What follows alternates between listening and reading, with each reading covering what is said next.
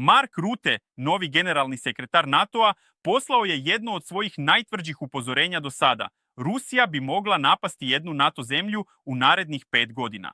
On kaže da Moskva već vodi prikrivenu kampanju protiv europskih društava, od cyber napada preko dronova do dezinformacija. Ali ono što najviše brine Zapad jeste ubrzana militarizacija Rusije. Njena industrija proizvodi stotine tenkova, borbenih vozila, dronova i artiljerije svakog mjeseca, tempom koji Europa trenutno ne može da prati.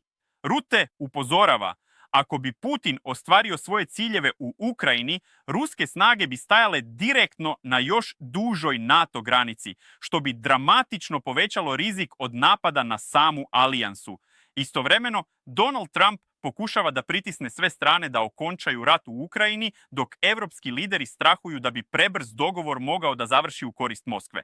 Rusija tvrdi da ne želi rat sa Evropom, ali koristila je iste fraze i 2022. Samo nedeljama pre nego što je pokrenula invaziju punog obima. Rutte zato poručuje, vreme je da se probudimo.